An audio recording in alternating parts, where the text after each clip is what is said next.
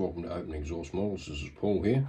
I'm building this beautiful Ducati 900 SS by Tamiya for a mate of mine called Jason, who's had me build a few models for him.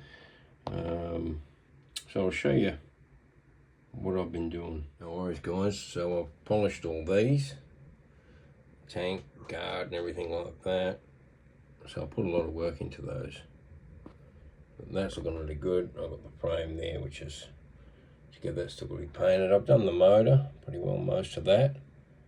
Sort of been detailed, got some other things in there like the lights, and then I've sort of been doing in between other things, drawing and so forth. Oh, it's coming together guys. It's got some progress now. Got those gauges in. Got the back fork and everything in there.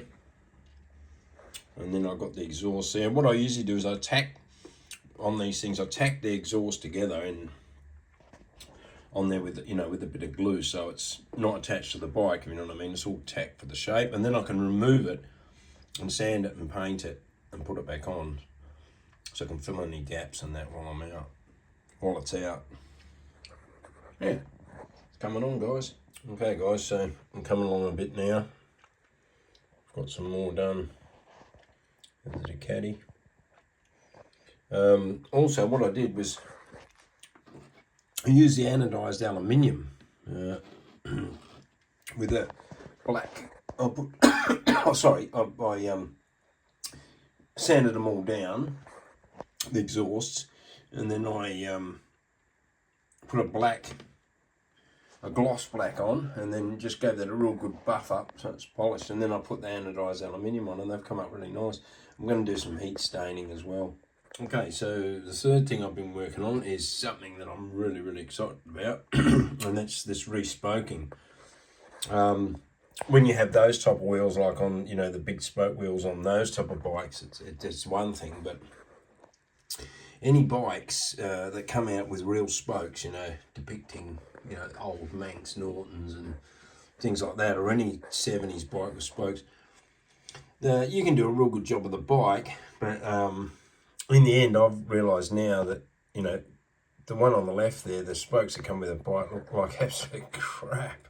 You know what I mean? They really do. And it's not until someone pointed out to me how crap they look and how it was bringing my models down to the level of that. You know what I mean? So yeah, I've done those two wheels there. Now, it's pretty painstaking. There's some YouTube videos on how to do it. There's a Japanese guy, I didn't speak a word of English, but he's just showed how to do it. I found him to be really good for it. And yeah, it's very painstaking, but look, you can see the result, right? So I've used for the 112 scales, 0.04 of a millimeter, which is very thin to do that spoking, and wow, it's going to make such a difference to the bike. So this is the Speedway front wheel. Okay, so you can't do any drilling or anything on that because the hub's too small, not like on those other ones that have got all that meat.